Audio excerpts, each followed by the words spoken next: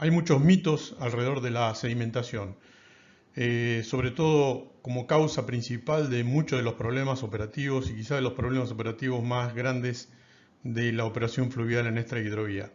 Este video es para navegantes y operadores para tratar de entender mejor el comportamiento del río.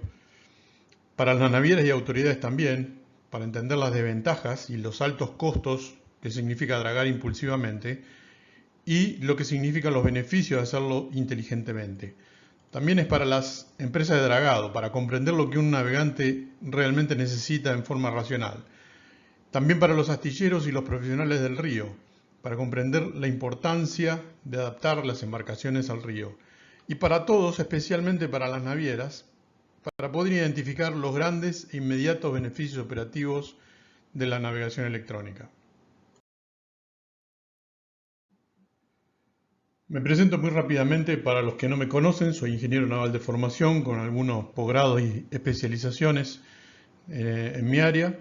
Creo que lo más importante que puedo aportar aquí es mi experiencia de unos 30 años como operador de puertos y flotas, tanto en la hidrovía Paraguay-Paraná como en otras hidrovías del mundo. Pero quizás lo más importante es que las propuestas que se hacen aquí las hemos comprobado operativamente a lo largo de nuestros años de experiencia. Esta es la agenda que vamos a ver hoy. Como ven, vamos a ir muy rápidamente tocando estos temas que son los puntos claves para entender mejor a nuestros ríos.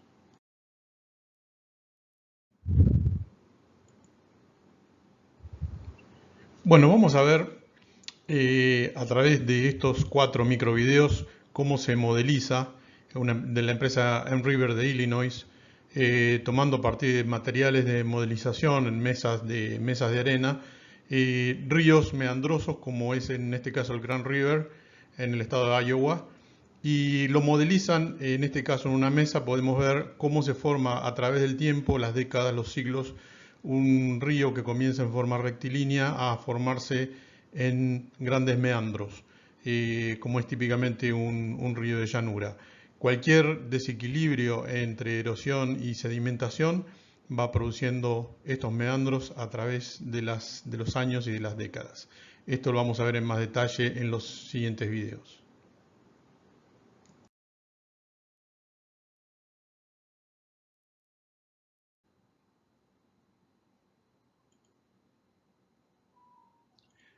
Aquí vamos a ver en este video una intervención, un caso extremo, brutal podría decirse, algo equivalente, un meandro, una serie de meandros con transporte uniforme de sedimentos que está en equilibrio y se genera una intervención, pues lo que se está haciendo ahora, brutal, digamos, lo que se podría hacer un dragado en un canal principal, anulando un canal secundario para permitir una navegación más directa. Ahí lo que vemos en esta zona es que antes había una caída, digamos, una pendiente entre este punto y ahora se está forzando a una pendiente mucho mayor en este lugar. Por la intervención aquí ha generado cambios aguas arriba, eso es importante. Los cambios no se generan solamente en el lugar ni en aguas abajo, sino en aguas abajo en el lugar y además aguas arriba. Se está generando una erosión aquí importante, una sedimentación y erosiones muy importantes en esta margen. El río va a buscar nuevamente su equilibrio dinámico. El equilibrio dinámico es cuando hay un saldo neto entre sedimentos entrantes y salientes en cada una de las rodajas o secciones del río y la erosión no tiene cambio. Se dice que hay una erosión neta nula.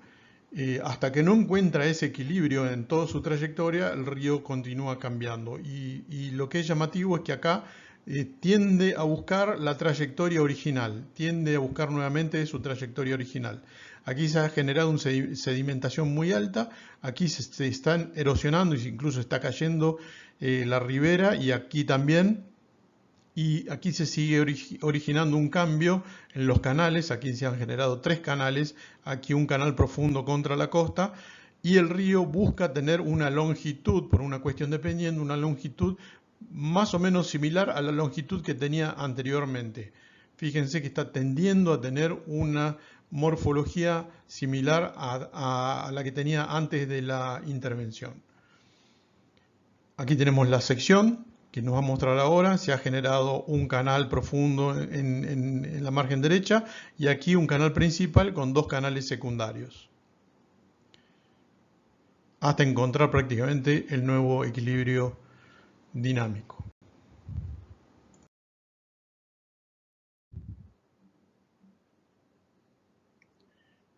Bueno, esto es básicamente lo que no nos gusta ver a los navegantes, es decir, un tramo recto que comienza a estar inestable y va transformándose en meandros.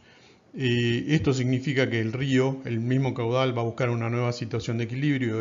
Estas transformaciones dependen de muchísimos parámetros: tipo de partículas, tipo de material, flujo, velocidades, etcétera, etcétera. Un montón de cosas, incluso de la cantidad de vegetación que puede haber en las riberas. El río va a mantenerse cambiando hasta que haya una nueva situación de equilibrio. Y la situación de equilibrio se da cuando los sedimentos que entran, los sedimentos que salen están en equilibrio, son iguales, y no hay una erosión neta en ese tramo. Bueno, esta es la figura típica de los dos parámetros más importantes que estamos hablando: la sedimentación y la erosión. El río se comporta de uno o de otro modo en cada punto, dependiendo de condiciones hidrológicas en cada sector, en cada metro de río, y depende de muchísimas variables. Algunas de las variables vamos a tratar de ir entendiendo por acá. En el mismo río puede haber una terrible sedimentación en una curva, por ejemplo, como vemos a la izquierda, una erosión en una margen y una sedimentación en la otra. Sabemos que no siempre es así, que no siempre la sedimentación se da en el lado interior de la curva. A veces es lo contrario. Eso depende de muchísimas condiciones hidrodinámicas, hidromorfológicas del río en cada parte. Y del lado derecho vemos, ese es el río Magdalena, un terrible efecto de erosión que ha afectado la costa, y en este caso está prácticamente en las calles de una ciudad, está erosionando terriblemente la costa en ese sector. Bueno, acá tenemos el modelo denominado balanza de Lane, que describe muy conceptualmente los dos parámetros más importantes de nuestro punto de vista, que es sedimentación y erosión, para tratar de entender cómo se comporta o de qué depende a grandes rasgos, además de muchísimas otras variables, la sedimentación o la erosión, que son dos comportamientos que puede tener un mismo río dependiendo del tipo de hidromorfología que está atravesando en un sitio en particular. Este es el lado, digamos, de la erosión. Lo que aumenta la erosión es que la cantidad de agua, el caudal, el flujo, la velocidad. Aquí tenemos la inclinación que tiene el río en ese punto. Cuanto más inclinación tiene, más erosivo es el río al mismo caudal. Aquí nos está marcando la erosión. Y los parámetros de sedimentación, que son de este lado de la balanza, aumenta la sedimentación con la cantidad de sólidos, la cantidad de materiales transportados. Y aquí tenemos una variación también mayor aún, es la sedimentación cuando los materiales son de una granulometría mayor. Cuando son más finos, dentro de su equilibrio tiende a ser menos sedimentario y más erosivo. Ejemplo de esto puede ser, por ejemplo, la erosión aumenta con la pendiente. Bueno, eso es un buen caso para el Alto Bermejo o el Alto Magdalena. Aumenta con el caudal, la velocidad, también el Bermejo, el Pilcomayo, el Alto Magdalena tienen velocidades muy altas. O también con una carga menor de sedimento, como puede ser el Pantanal. Menor carga de sedimentos aquí, la balanza se va hacia allá y tenemos un río más, más erosivo. Y todo esto genera cambios. La sedimentación aumenta con la cantidad de sedimentos, como tenemos aquí, como puede ser en la descarga del Bermejo, con una granulometría mayor, también en el caso del Bermejo, con un caudal menor, como puede ser lo que está ocurriendo con la laguna de Cáceres, o con una baja pendiente, como puede ser una baja pendiente, el tramo soberano del río Paraguay o el río Magdalena al norte de Magangué. En este caso la balanza se inclina por un aumento del caudal, un aumento de la velocidad, un aumento del caudal respecto de las otras, manteniendo el resto de las otras condiciones iguales. El mismo río cuando crece, aumenta su caudal, se hace más erosivo. Por ejemplo, esto ocurre cuando el nivel del río, típicamente el Alto Paraná puede ser, se hace más erosivo cuando aumenta el caudal. Vemos aquí, comparación muy rápida, las características principales de estos ríos, Amazonas, Mississippi, Paraná, Rin, Magdalena. La primera columna es el caudal, en metros cúbicos por segundo. El Amazonas, monstruoso, 100.000 metros cúbicos por segundo. Mississippi y Paraná tienen un caudal relativamente muy parecido. El Rin tiene un caudal muy menor. Puede ser la mitad del río Paraguay, para decirlo así, del orden del río Paraguay. Incluso es la mitad de cuando el río Paraguay está crecido. Y el Magdalena, que tiene un caudal bastante importante, 7.000 metros cúbicos por segundo. Estoy hablando en valores medios históricos. Por eso hay que tener mucho cuidado cuando se compara, se dice, no, el Rin es parecido, tenemos que copiarnos estas características o esto, el otro. Cuidado con copiar o tratar de hacer analogías con ríos que son morfológicamente diferentes. Algunas cosas se pueden copiar y otras no tanto. La segunda columna es el transporte de sedimento en millones de toneladas por año. El Amazonas transporta 900 millones de toneladas por año, que es una monstruosidad, pero también digamos, es comparable con su caudal. El Mississippi transporta 300 millones de toneladas por año y el Paraná 100 millones de toneladas por año. El Rin, muy limpio, no transporta prácticamente sedimentos, eso es otra característica diferencial, que influye en otras cosas que a veces no tomamos en cuenta cuando, repito, queremos hacer comparaciones. Y el Magdalena tiene un transporte de sedimentos fantástico, considerando su caudal de 220 millones de toneladas por año. El ERM es el índice de erosión. Fíjense, en el Amazonas son 90, Mississippi 55, Paraná 20, el Rin también no es erosivo y el Magdalena tiene un índice de erosión fantástico de 550. La última columna es la concentración de sólidos en miligramos por litro, el Amazonas 290, el Mississippi 500 y 530, tiene una concentración muy alta de sólidos. El Paraná 150, el Rin 10, otra vez muy limpio, y el Magdalena 1000 miligramos por litro. Esto es prácticamente un chocolate, es un río muy violento, muy erosivo, que transporta muchísimo sedimento. Es un río realmente salvaje el Magdalena, todo un desafío para la navegación. Bueno, ahora sí, vayamos a nuestro hidrovía y empecemos con las cuencas más importantes, las partes más importantes desde el norte, desde el Pantanal.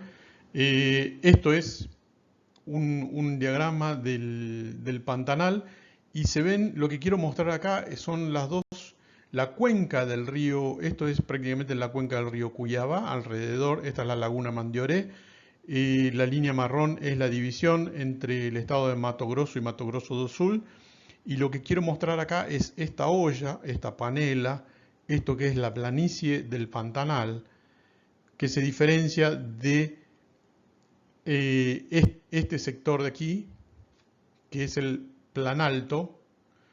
Se le llama el Planalto, es el primer nivel por encima del nivel del Pantanal, y uno lo puede ver, aquí está Campo Grande, y yendo de Campo Grande a Corumbá por la ruta, uno puede ver, cuando sale de Campo Grande hay una serie de serranías suaves, y después llegando más o menos a Miranda, empieza realmente el Pantanal, esta vacía del Pantanal.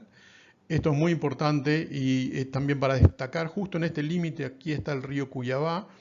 El río Cuyabá, su cuenca es también la del río San Lorenzo y el río Bermelio, y es una cuenca muy importante a considerar desde el punto de vista de los sedimentos, porque se generan aquí en la cuenca del río Cuyabá más o menos 1 millón de toneladas de sedimentos por año.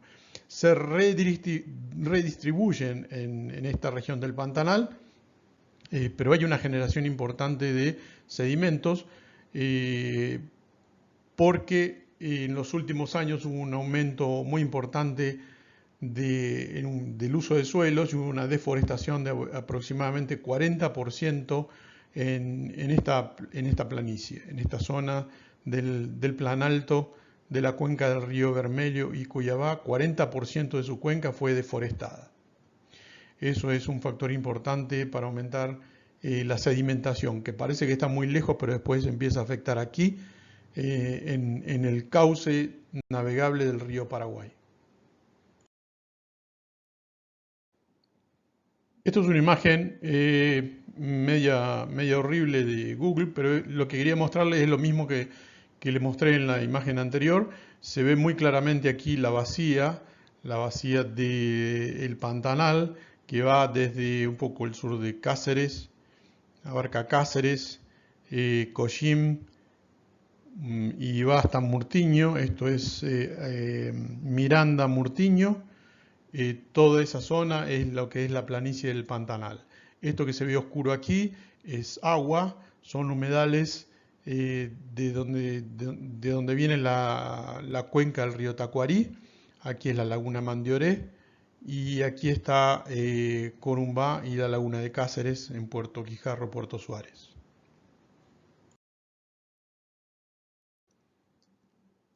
Les quiero mostrar específicamente esta imagen del río Cuyabá, que es un río que se ve color marrón, color de león, porque tiene un transporte de sedimentos finos muy alto, que se redistribuyen luego en la planicie del Pantanal.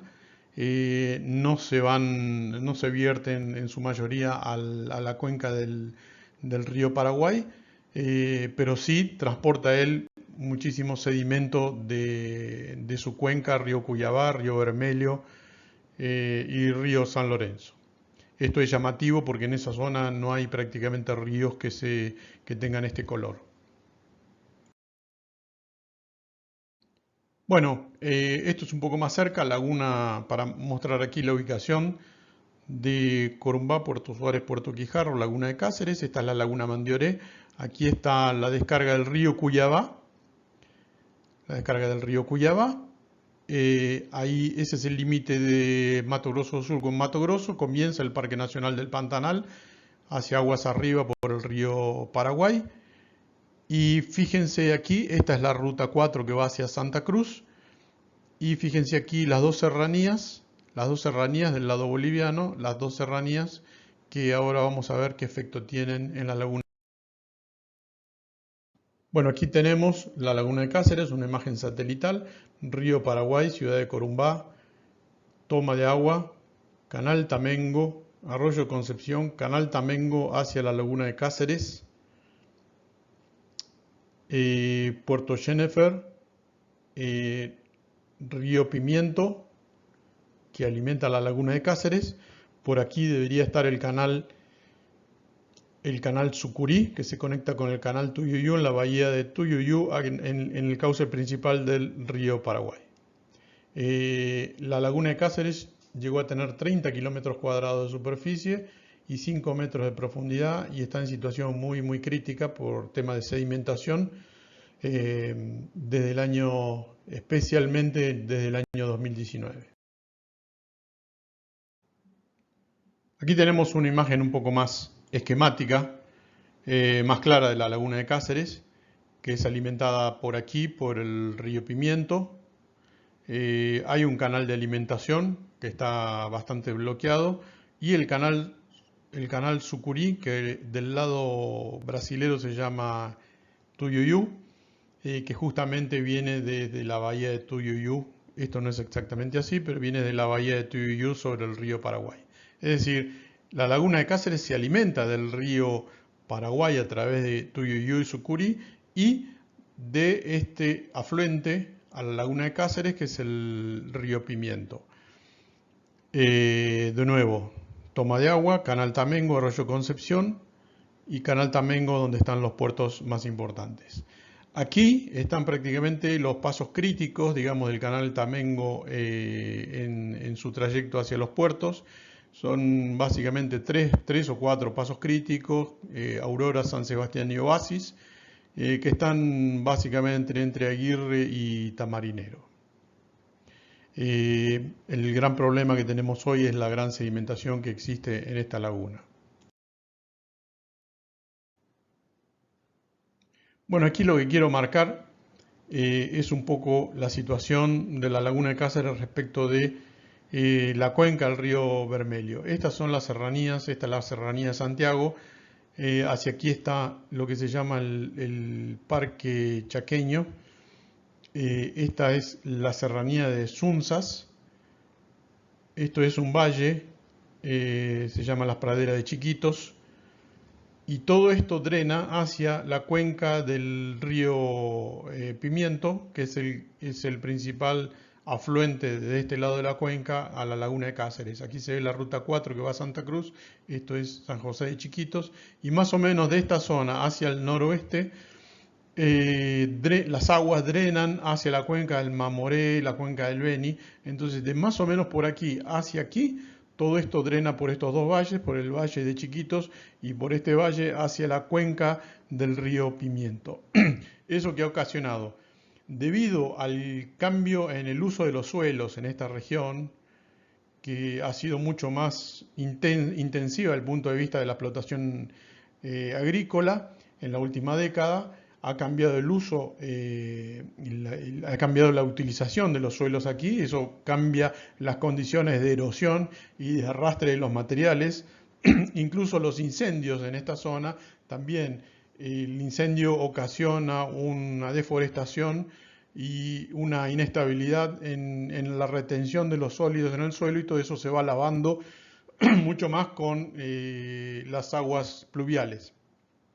Y el otro factor, en mi opinión, es el bloqueo de los afluentes a la laguna de Cáceres desde el río Paraguay. Por ejemplo, el bloqueo que se hizo en el año 2001, debido a la terrible bajante del río Paraguay, se hizo un bloqueo de uno de los principales afluentes o conexión al río Paraguay que alimentaba a la laguna de Cáceres y luego no se revirtió, no se abrió ese canal en las condiciones originales que tenía alimentando el río Paraguay a la laguna de Cáceres.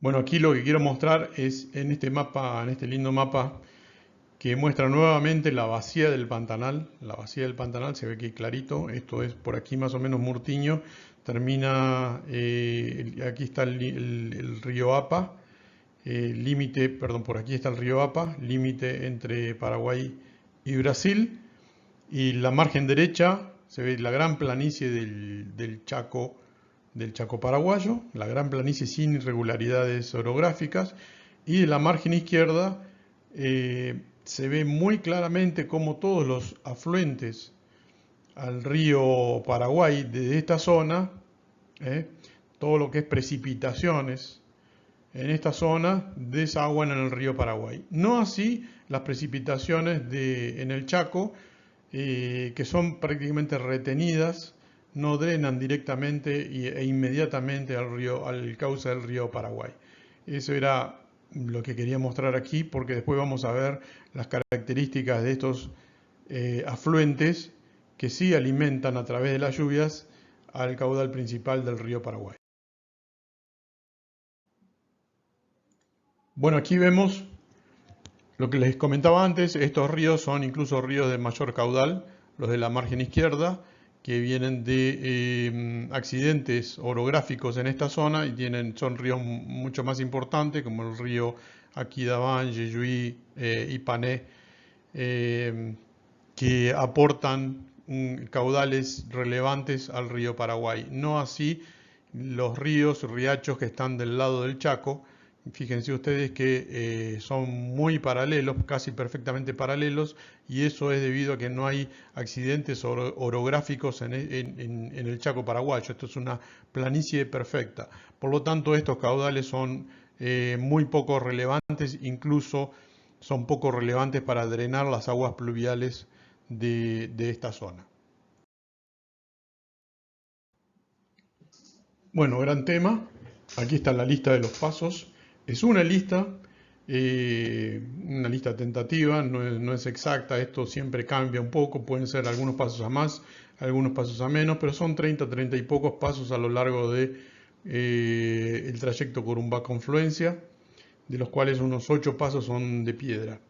Lo importante es que puede haber algunos cambios, pero siempre los cambios son pocos. Uno puede ser paso en un momento y después de unos años deja de serlo, pero básicamente los pasos son los mismos de hace 30, 40 años. Y eso es importante porque conceptualmente el río mantiene sus restricciones en los mismos lugares y el río siempre regresa, a pesar de las modificaciones, a pesar de las intervenciones, el río siempre regresa a una situación, a su situación de equilibrio dinámico. Lo que quiero aquí es diferenciar muy bien, porque muchas veces confundimos los términos, entre lo que es un paso crítico y una determinante. Un paso es un sitio donde necesita cierta atención debido a características morfológicas, como puede ser estrechez del río en ese sitio, estrechez del canal, forma, evolución, curva, un lugar de curvas, un lugar de maniobra particular, o un lugar donde descarga por el través un arroyo, un riacho, que me puede modificar el flujo normal. Eso es un paso.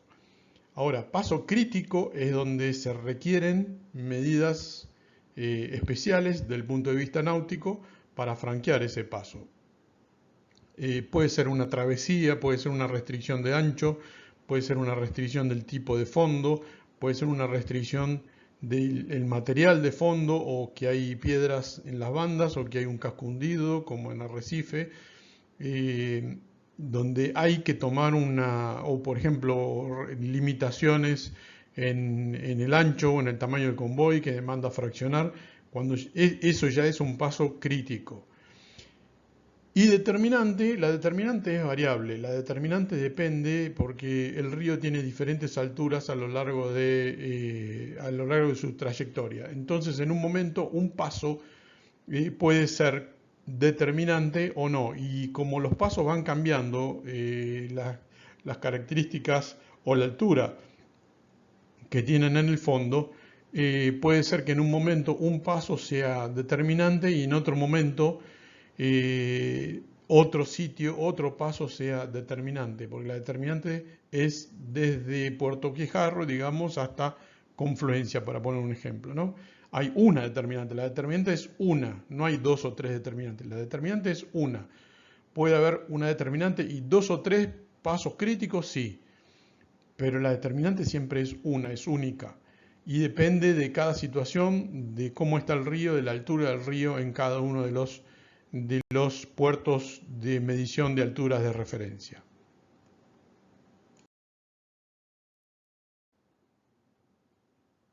Aquí menciono un poco el estudio que hemos hecho, conclusiones de algunos estudios que se han hecho y un estudio de confirmación que hemos hecho recientemente sobre el volumen de dragado del río Paraguay en los diferentes tramos para mantenerlo en condiciones, para seguir manteniéndolo en condiciones de navegabilidad.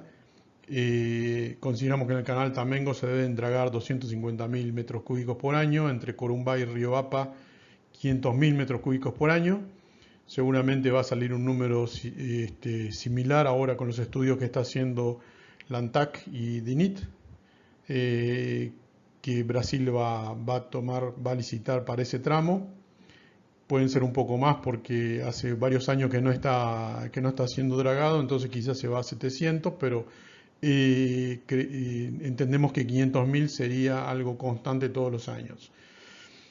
APA Asunción 700.000 metros cúbicos por año y Asunción Confluencia 600.000 metros cúbicos por año, influenciado obviamente este último tramo en la descarga fantástica de sedimento del río Bermejo, que en muy pocos kilómetros demanda una gran intervención. En total, 2 millones, un poco más de 2 millones de metros cúbicos por año sería lo que demanda mantener sin hacer obras y sin hacer mayores estudios, es decir, con la situación actual, es decir, ir a dragar estacionalmente donde se generan los problemas, más o menos como se ejecuta hoy, serían 2 millones de metros cúbicos por año. Lo que estimamos aquí, vemos que en Río Apa Confluencia es 1.300.000. Lo que hoy tiene contratado el Ministerio de Obras Públicas en Paraguay son más o menos 2 millones por año. Estos números cierran porque entendemos, del punto de vista práctico, y hay coincidencia con varios técnicos del área, que la eficiencia de este dragado de 2 millones de metros cúbicos por año es más o menos de un 60%. Haciendo el 60% de 2 millones coincide casi perfectamente con lo que estamos estimando que se debería dragar con eficiencia entre Río Apa y Confluencia. Bueno, este es un caso que quiero mencionar muy rápido porque es digamos, es un pensamiento legítimo de quizá alguien que no está muy familiarizado con el comportamiento del río y quiere decir, bueno, pero si tenemos tantos problemas por calado, por profundidad, draguemos todo el río Paraguay a 9 pies en la bajante y se terminan los problemas. Que es un planteo, digamos, intuitivo y que tenemos que analizar para realmente dar la respuesta que creemos que es técnicamente más explicativa. Primero, para hacer eso deberíamos quitar los 8 pasos de piedra que están por debajo de la cota correspondiente si nos vamos a 9 pies en la bajante en cada referencia. Y eso, además del costo que tiene, además de los inconvenientes técnicos, no es imposible, es posible hacerlo, pero tiene sus inconvenientes, tiene su costo y además tiene que ser aprobado ambientalmente. Ese es el primer inconveniente. Y el segundo es que el río siempre busca nuevamente su punto de equilibrio dinámico. Esto es un equilibrio en el flujo entre sedimentación y erosión. Y el río nos dice todos los años, sea en años de altas aguas, de bajas aguas, niño, niña, años normales, años regulares, años promedio, todos los años nos dice lo mismo. Cuando hay una bajante, cuando hay una seca, el río se encausa y se encausa sobre su canaleta, su canal principal. En ese momento se produce un autodragado y aumenta la profundidad del río en ese momento. Todos los navegantes y todos los operadores saben que cuando se restituye el nivel en el río, vuelve a crecer el nivel en el río en esa situación, esa profundidad adicional en los canales que se generó por autodragado se vuelven a tapar de sedimentos. Es decir, no persisten, no es sostenible, no es sustentable esa profundidad adicional que se logró, no se sostiene por mucho tiempo. El río se vuelve a autotapar. Primero se autodraga y después se autotapa porque el río tiende a volver a su equilibrio dinámico. Entonces, ¿qué me dice el río? Si me aumenta la sección y disminuye la velocidad, voy a volver a sedimentar para mantener el equilibrio entre sedimentos y erosión. Entonces, ¿qué tenemos? Tenemos un río de poca pendiente, tenemos un río de flujo turbulento que no es rápido, es un río lento. Y lo que tendríamos que hacer, según este gráfico, es para tener 9 pies en la bajante, dragar 3 pies más allá de los 6 pies en la bajante, son 3 pies más. En un ancho de canal vamos a ponerle de 100 metros. Esto a lo largo de todo el recorrido o la mayoría del recorrido del río Paraguay. ¿Esto qué significa? Que aumenta el área para el mismo caudal. Si aumenta el área para el mismo caudal, tenemos una relación de áreas, que está aquí señalada, de 274 metros cuadrados desde 183 metros cuadrados que tenía cuando teníamos 6 pies. A igualdad de caudal, lo que tenemos es una resultante de una velocidad media del 67% de las velocidades originales cuando tenía 6 pies. ¿Esto qué significa? Bueno, aquí es todo un campo de velocidades, no es una sola velocidad, aquí las velocidades son menores, aquí son menores, aquí también son menores, la mayor velocidad está aquí, pero el promedio podríamos decir que es el que determina el caudal del río en cada sector. ¿Qué va a pasar cuando la velocidad caiga un 67%? Hay lugares aquí, en el fondo y aquí, que van a sedimentar. ¿Qué es lo que hace el río? Comienza a sedimentar nuevamente hasta encontrar su punto de equilibrio dinámico nuevamente. El dragar 9 pies sobre 6 lo que va a ocasionar es que el río se va a tapar en pocos meses. Nosotros estimamos que más o menos entre 4 y 5 meses vuelve a restablecerse las condiciones originales, es decir, el río encuentra nuevamente su equilibrio dinámico.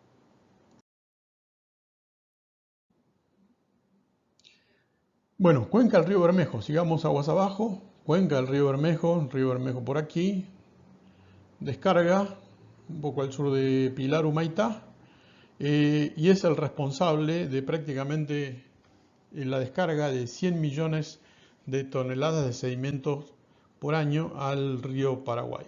Este es el principal, casi el único responsable de la generación de sedimentos en el río Paraguay-Paraná. Toda esa generación de sedimentos se origina hay un arco, aquí se muestra mejor, pero esto es solamente la cuenca argentina, que comienza más o menos a la altura de la ciudad de Salta, y del lado boliviano llega hasta cerca de Tarija. Es un arco de lo que se llama la puna subandina, alturas de más o menos 4.000 metros, que generan genera erosión de dos tipos: una erosión de arrastre, una erosión superficial, la erosión y arrastre de materiales que generan las lluvias, y otra erosión por desmoronamientos, tipos de suelos muy inestables que generan aportes de material brutalmente hacia la cuenca y hacia los afluentes a la cuenca principal del río Bermejo. Obviamente, para los que no saben, los que no son navegantes, este es el principal responsable del color del río Paraná y del río de la Plata. El color del león son los sedimentos que se generan aquí. Llamativamente, el río Pilcomayo tiene prácticamente la misma generación de sedimentos, más o menos 100 millones de toneladas por año. Pero afortunadamente es un río hidrológicamente diferente. Este es un río más rápido, que tiene más energía, que descarga estacionalmente todo este material a lo largo de un par de meses en el año. Es algo estacional y con un caudal muy, muy violento, muy fuerte. El río Pilcomayo no, el río Pilcomayo es un río muy turbulento, de muy poca energía, que sus sedimentos no lo usa para descargarlos, sino lo usa para depositarlos en sus riberas y a lo largo de su recorrido. Por eso que el río Pilcomayo es tan cambiante y no así el río Bermejo. El río Pilcomayo es cambiante, muy cambiante, es como un río de planicie, un río sedimentario, un río lento, y que va cambiando su trayectoria, porque es un río de poca energía. Al ir cambiando su trayectoria, sabemos que ha generado muchos problemas en temas de límite, ha generado canales secundarios, ha vuelto a canales principales, es decir, genera muchos cambios y genera muchos problemas en las tierras y en las propiedades de tierras aquí en el límite entre los países. Bueno, ahora sí vamos a mencionar un par de conceptos muy rápidos sobre el río Paraná, al sur de Confluencia. El comportamiento, las características: sabemos que es un río que no tiene fondos duros en ese tramo, al sur de Confluencia prácticamente no tiene, y tiene pasos críticos que también son muy cambiantes, lugares de muchísimo ancho, de bancos de arena muy variables que se mueven, digamos, entre comillas, y que son característicos del río Paraná superior y Paraná medio. Bueno, esto para los que no conocen, la planilla de determinantes y profundidad efectiva. Así se informan las determinantes diariamente a partir de la Subsecretaría de Puertos y Vías Navegables de Argentina en el río Paraná. Esto es muy importante, tiene muy buena información, además de las alturas hidrométricas en cada uno de las progresivas, da la altura efectiva con la altura hidrométrica de ese día, y la fecha del último relevamiento y si hubo alguna intervención reciente en esa progresiva o no. He de notar, por ejemplo, acá en este caso, que podemos ver que tenemos unas profundidades, aquí donde está la profundidad efectiva. Ese día había una determinante en la progresiva 10-17-700, que eso es la valle arriba, Costa Ocampo, de 2,25 metros. 2,25 metros son 7 pies, 5 pulgadas. Y otra determinante, la siguiente, digamos, para decirlo correctamente, en la progresiva 11-43-500, eso es travesía caballada, 2,83 metros. 2,83 metros son 9 pies, 4 pulgadas. Entonces tenemos 7,5 en la 10-17, teniendo 7,5 en el río Paraguay. Actualmente hay una restricción de máximo calado, porque la Autoridad Marítima de Paraguay establece máximos calados, no profundidades efectivas, de 12 pies y medio. Entonces, llamo a las autoridades, comentario para las autoridades. En Paraguay, la profundidad hoy desde Pilar a Confluencia está autorizada en 12 pies y medio. Entonces, esa profundidad no se puede utilizar operativamente porque existe una restricción. La determinante es 7,5, prácticamente 5 pies menos en el río Paraná, en la progresiva 10-17-700, que en el río Paraguay al sur de Pilar.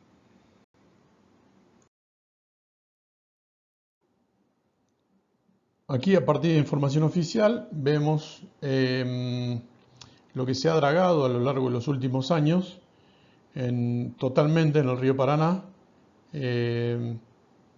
Hubo una gran variabilidad por diferentes razones en diferentes años, pero vemos que el promedio podemos adoptar alrededor de 20-25 millones de toneladas por año el material dragado, y que es más o menos el 25% de lo que genera el río Bermejo. El resto de ese material se redistribuye, se transporta a lugares fuera del canal de navegación o aporta al crecimiento del delta.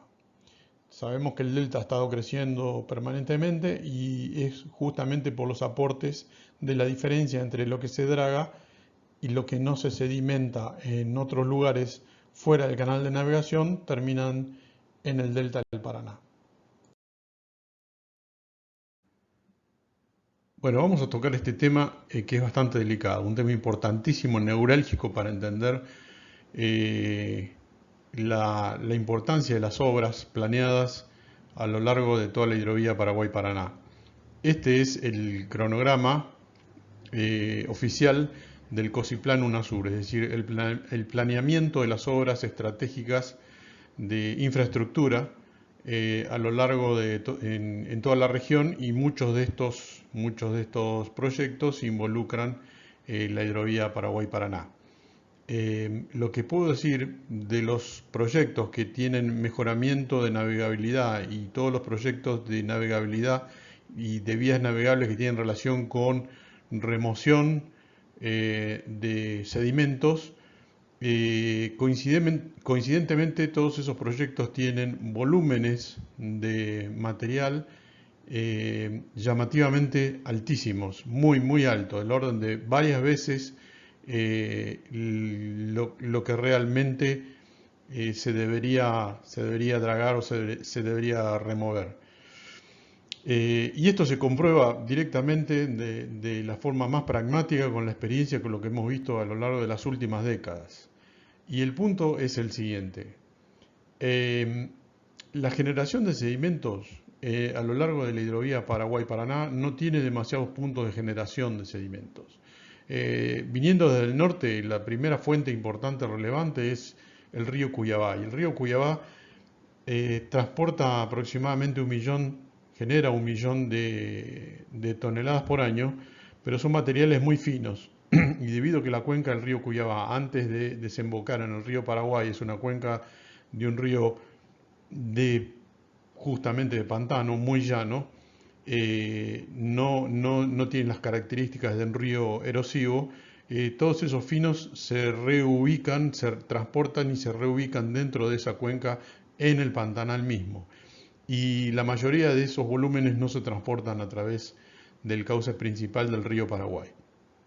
Pero de todos modos, aunque podríamos suponer que ese 1 millón de toneladas del río, de sedimentos del río Cuyabá se descargaran y se continuaran transportando o sedimentando en el río Paraguay, sería apenas 1 millón de toneladas. Podríamos tomarlo como un supertecho porque ha habido un aumento de la erosión, aumento de la deforestación en el 40% del área de la cuenca del río Cuyabá, pero es un número que está totalmente lejos de los valores que se presentan en todos estos proyectos.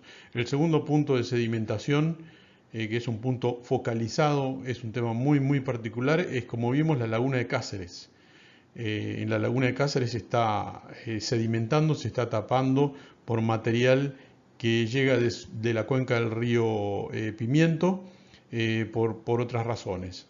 Pero es algo muy puntual y creemos que eso no implica más de una generación que es local, que no se transporta, se sedimenta localmente de unos 250 a 300 mil metros cúbicos por año. Y luego no hay, hasta la descarga del río Bermejo, no hay otra generación sustancial de sedimentos. Entonces, ¿de dónde salen los problemas que hay a través de los pasos del río Paraguay entre, vamos a decir, Corumbá y Asunción, o Corumbá y la desembocadura Humaitá y la desembocadura del río Bermejo? Realmente son reacomodación de materiales por la acción erosiva del río. Y la acción erosiva del río es por los cambios en el caudal, los cambios en el régimen del río. El río sube, el río baja, cambia de caudal y cambia los niveles. Y eso es lo que genera la reacomodación de fondos, el cambio en la morfología, el cambio de la morfología del fondo del río, y se transportan pequeñas distancias, relativamente cortas distancias, los materiales gruesos del fondo del río. Como ocurre típicamente con la bajante, en plena bajante se hace autodragado, eso es una erosión controlada, y luego cuando cambia el régimen del río, es decir, crece el río, deja de ser erosivo y transporta materiales de granulometría mayor y tapa esos mismos canales. Eso no es un aporte de sedimentos que están viajando a través del río, sino que son reacomodaciones locales a lo largo de todos esos pasos que nosotros llamamos pasos y que muchas veces se hacen críticos. Por lo tanto, al no haber una generación de sedimentos, no se puede justificar los valores siderales llamativamente altos de demanda de mantenimiento de los pasos por dragado entre Corumbá y, vamos a decir, la desembocadura del río Bermejo. Son valores que no pueden justificarse de ninguna manera con generación de sedimentos de alto particulado, es decir, sedimentos que generan problemas en la navegación en ningún sitio a lo largo del río Paraguay en ese tramo. Entonces, si no es dragar impulsivamente, ¿cuál es la solución? Bueno, es una combinación de 4 pilares. Dragado, sí, tenemos que dragar, pero en forma inteligente. Navegación electrónica, estudios hidrológicos de apoyo y adaptación de las embarcaciones al río.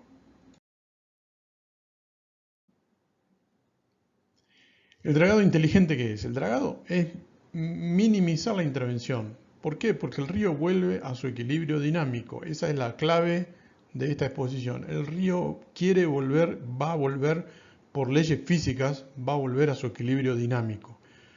Entonces lo que hay que hacer es intervenirlo mínimamente, y eso también está de acuerdo con la sustentabilidad. ¿Por qué? Porque si dragamos impulsivamente, compulsivamente, es un costo muy alto. El río vuelve a su equilibrio, nos guste o no. Es un gasto anual recurrente, es decir, no es una inversión. Como dicen, no, el dragado es una inversión. No, el dragado es un gasto, es OPEX puro. Es difícil de auditar, es difícil de controlar desde el punto de vista técnico, y eso se ve todos los días. Las reacciones hidromorfológicas, como vimos en los mini videos que mostramos al principio, son impredecibles. Cuando hay exceso de intervención, se nos puede generar un banco, se nos puede abrir un canal secundario, puede pasar cualquier cosa, y esto lo hemos visto a lo largo de los últimos años, de las últimas décadas. Las reacciones son impredecibles. Y esto está relacionado con el tema de los estudios hidrológicos.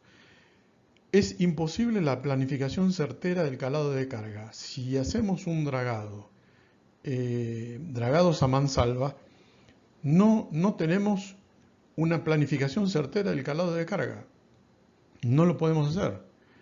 Es imposible la previsión de las determinantes, porque la reacción hidrológica del río también es impredecible. No sabemos de aquí a 2 meses cuáles van a ser las determinantes, porque puede aparecer, como ocurre hoy, pueden aparecer en cualquier lugar.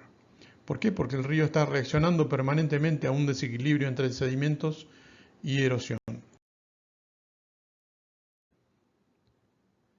Y esta es una de las claves de la solución de cómo combinar un dragado inteligente, un dragado de mínima intervención, con la navegación electrónica, que hay empresas que lo están utilizando, hay otras que la están utilizando parcialmente, pero esto consiste en básicamente un sistema ECDIS a bordo. El sistema ECDIS es un sistema de información y visualización de cartas náuticas, administración de cartas náuticas, es decir, no es solamente una carta náutica electrónica, sino que es una administración de la información que se maneja en la carta, conectado como si fuera una interfase. Es una interfase en realidad con radar, corredera, sondas, etcétera, todos los instrumentos de navegación. Hay equipos de marcas de diferente calidad, diferente tipo, para diferente tipo de servicio. Hay de todo en el mercado, totalmente maduro y desarrollado. Esto demanda una baja inversión por única vez, es un bajo costo operativo de mantenimiento. Se complementa con una señalización virtual con mucha precisión. Esto es señalización, es balizamiento virtual, que hoy no existe un balizamiento físico confiable a lo largo del río Paraguay y buena parte del río Paraná. Se complementa con un monitoreo de batimetrías. Esta es otra interfaz importantísima. Permite la administración náutica de los tracks de los viajes. Profesionaliza la tripulación. Permite pronosticar las determinantes con exactitud, y esto es importante cuando vamos a cargar. Facilita la determinación del óptimo calado de carga.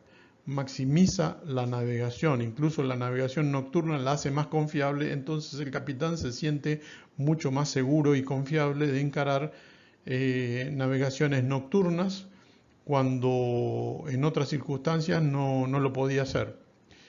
Permite compartir la información dentro de la empresa y entre las navieras, y maximiza el calado medio, esto está comprobado, obviamente, que es la capacidad de transporte anual. Esto se hace algunas empresas lo hacen, no full, pero lo hacen en el río Paraguay-Paraná. Lo hemos implementado en el Magdalena. En el Magdalena, con ese tipo de río, con 5 pies y medio de calado, con una tripulación que prácticamente anteriormente no usaba los instrumentos, se consiguió navegar prácticamente sin balizamiento, sin cartas náuticas. Lo hicimos todo electrónicamente y pudimos navegar, y allí se navega con barcazas, incluso con barcazas cargadas de aguas arriba, con combustible de aguas arriba y aguas abajo.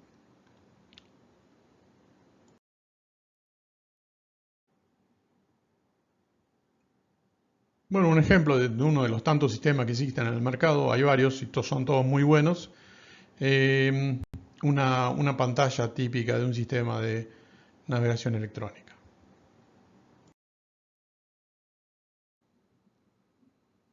¿Cuál es el papel de los estudios hidrológicos? Que son estudios puntuales para optimizar las intervenciones. No son grandes estudios, no son estudios eternos, no son estudios costosos, sino tienen que ser muy puntuales, como ya se han hecho en varios lugares de la hidrovía, especialmente en el tramo Corumbá-Asunción.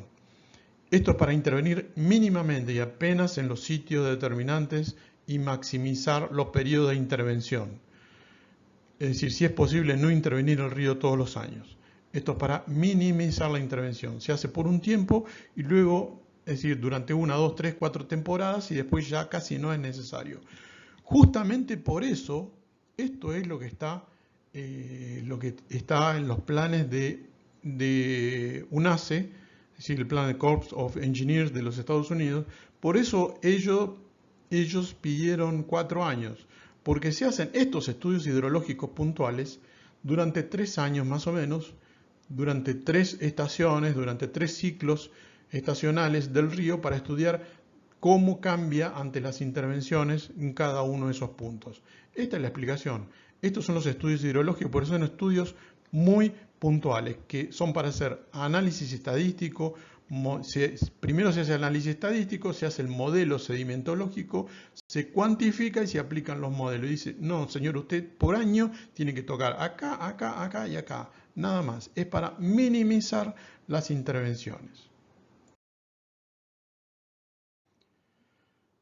Bueno, esto es todo un tema que merece todo un video exclusivo, adaptación de las embarcaciones al río. Pero lo que podemos decir, quizás dediquemos un video a este tema, pero lo que podemos decir es que hay embarcaciones, especialmente remolcadores, construidos en los últimos años que lamentablemente evidencian graves problemas de diseño, desde vibraciones excesivas hasta pérdida de potencia de hasta un 30%, comprobado por defectos en sistemas propulsivos. Por ejemplo, obviamente esta pérdida de potencia es manteniendo el consumo del motor, es decir, el motor sigue consumiendo 5000 HP, pero está dando 3000 y pico, 3500, 3800.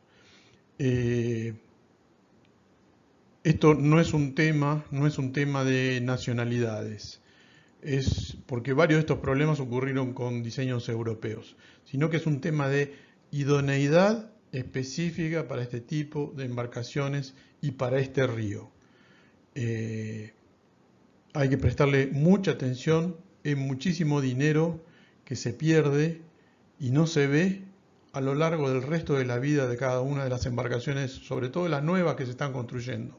También se pueden mejorar las existentes, pero especialmente las nuevas, adaptadas al río, con bajo calado, con sistemas especiales, y que es una pena que se pierden todas esas ventajas porque no se termina de hilar fino desde el punto de vista técnico.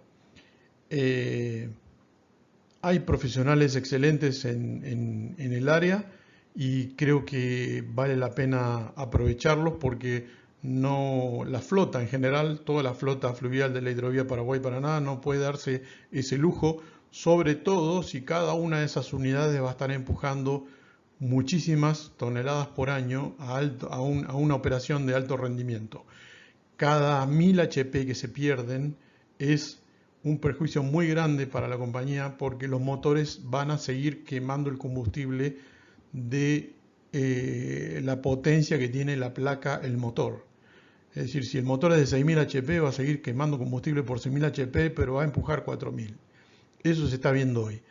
Pero bueno, mi recomendación, además de buscar a los profesionales idóneos, específicos, no importan las nacionalidades, específicos para esa área, y back to basics. Cuando haya alguna duda, siempre back to basics es el mejor consejo en los temas de ingeniería fina.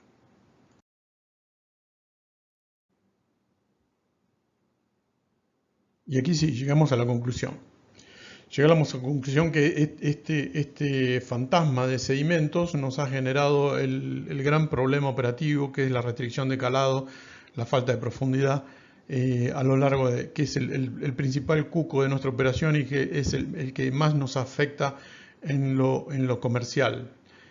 Porque cada pulgada que dejamos de cargar en las barcazas son 16 toneladas.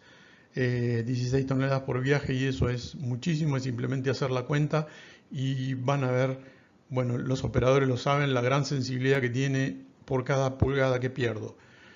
Por cada pulgada que pierdo por no poder cargar o por cada pulgada que no puedo estimar por no tener una predicción confiable de las alturas en las próximas semanas.